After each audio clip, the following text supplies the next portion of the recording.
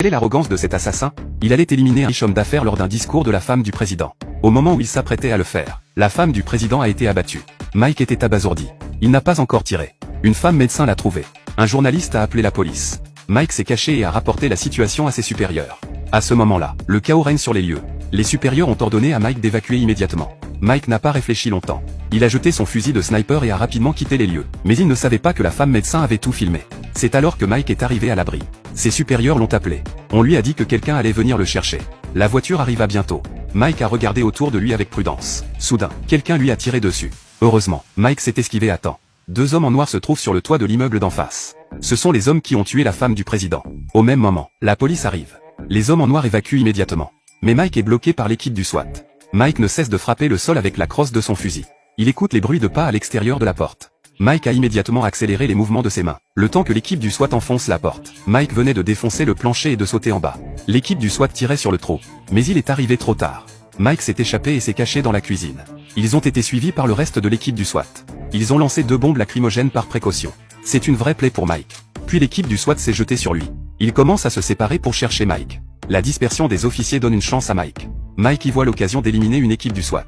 Puis il utilise son arme volée pour tirer sur les autres. C'est alors que la police envoie une autre équipe. Ils ont vu leur coéquipier blessé au sol. Ils se sont précipités pour le transporter hors du bâtiment. Mais ce qu'ils n'ont pas compris, c'est que c'est Mike qui porte l'homme. Il a calmement enlevé son masque. Personne ne l'a reconnu. Puis il s'est éloigné. La CIA a rapidement découvert qui était Mike. Il s'est avéré que Mike était un ancien marine. Il avait désobéi aux ordres et tué accidentellement son supérieur dans l'exercice de ses fonctions. Il a été condamné à la prison à vie. Il y a 3 jours, sur le chemin de la prison, un mystérieux groupe d'hommes a dévalisé le véhicule de transport. Mike a disparu. À ce moment-là, Mike a appris aux informations que la femme médecin était un témoin. Il s'est donc introduit dans l'hôpital. Il a trouvé l'adresse du médecin dans la base de données. Mais la police est venue à l'hôpital à la recherche d'indices. Mike a eu la bonne idée de se cacher dans un chariot. Il a pu échapper à la police. Le soir, lorsque le médecin est rentré chez lui, Mike est soudain apparu et l'a enlevé. Je n'ai jamais vu un tueur aussi malchanceux. Il devait assassiner un riche homme d'affaires. Mais quelqu'un a tiré sur la femme du président avant. Mais une femme médecin a pris une photo de Mike avec une arme sur son appareil photo. C'est ainsi que Mike est devenu un homme recherché. Pour faire toute la lumière sur cette histoire, Mike a enlevé la doctoresse, Linda, et l'a obligée à lui remettre la cassette. Grâce aux images filmées sur place, il a découvert que le meurtrier était quelqu'un d'autre. Linda a choisi de le croire pour le moment. Mais cela ne suffit pas à prouver l'innocence de Mike. Après une longue journée, il prend une pizza et commence à la dévorer. Soudain, il sent une odeur étrange. En regardant le compte à rebours sur le micro-ondes, Mike a attrapé Linda et s'est précipité vers la porte. Dès qu'ils sont sortis de la voiture, la maison a été pulvérisée.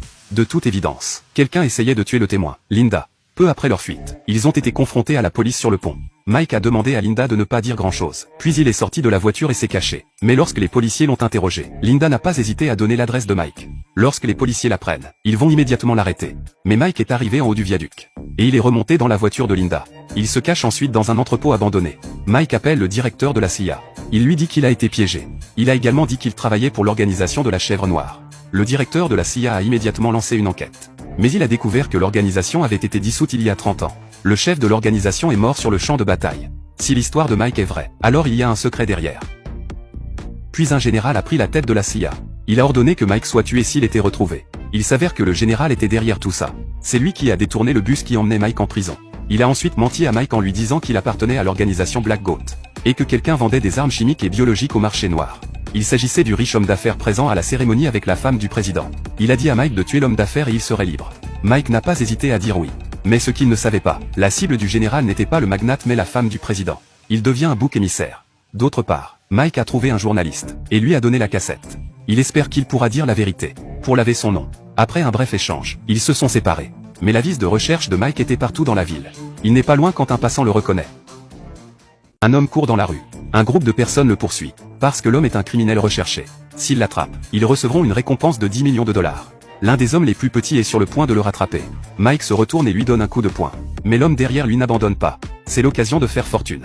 Les voitures s'écrasent en essayant d'éviter la foule. La voiture de derrière ne réagit pas à temps et fonce dans la foule. La scène est chaotique. Ce groupe de personnes n'a pas reçu d'argent et a failli perdre la vie. Mike en profite pour sauter du pont. Il atterrit dans la maison d'un sans-abri. Avant qu'il ne puisse réagir, Mike s'est caché dans son lit. Peu après, le général arrive sur les lieux. Un policier lui dit qu'il a attrapé le meurtrier. Mais lorsqu'il soulève son chapeau, il se rend compte qu'il s'agit du sans-abri de tout à l'heure. Pendant ce temps, Mike est retourné à l'entrepôt. Linda nettoie ses blessures. La nouvelle de l'assassinat de la femme du président par Mike est diffusée à la télévision. Il s'avère que le général a trouvé le journaliste et a obtenu la cassette. Il a utilisé la technologie pour modifier les images. Mike savait qu'il ne pouvait pas rester plus longtemps sans rien faire. Il devait laver son nom le plus rapidement possible. Puis il a pris connaissance de l'information. Le général menait une expérience de modification humaine. Et la femme du président s'y opposait ouvertement. C'est pourquoi le général l'a assassiné. Et a fait porter le chapeau à Mike. Maintenant, la vérité a éclaté. Mike a dit au directeur de la CIA ce qui s'était passé. Mais le directeur de la CIA a dit qu'il n'avait aucune preuve. Alors Mike a risqué sa vie pour se faufiler dans le bureau du général. Et a volé son ordinateur portable. Mais en sortant, il est tombé sur le général. Mike a assommé le soldat à côté de lui avec un bâton. Puis il a poussé le général dans l'ascenseur. Le bruit de la bagarre a alerté les autres soldats. Mais ils arrivent trop tard. Mike donne un coup de poing au général et descend par la cage d'ascenseur jusqu'au toit. Mais le général a envoyé un hélicoptère pour lui tirer dessus. N'ayant nulle part où se cacher, Mike saute dans le vide. Il ouvre son parachute en l'air. Bien que l'hélicoptère soit à sa poursuite, Mike a pu s'échapper. Il reprend alors contact avec le directeur de la CIA. Il lui dit qu'il a des preuves. Il demande au directeur de la CIA de l'aider à obtenir un rendez-vous avec le général.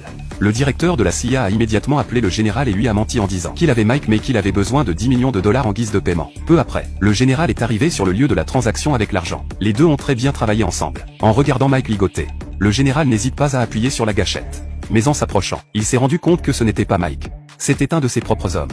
Et le vrai Mike est apparu. Il tire une balle dans la tête du général et l'envoie à Dieu. La crise était terminée. Le complot du général est enfin révélé. Mike a été récompensé pour sa performance. Le directeur de la CIA a détruit toutes ses données et lui a rendu sa liberté.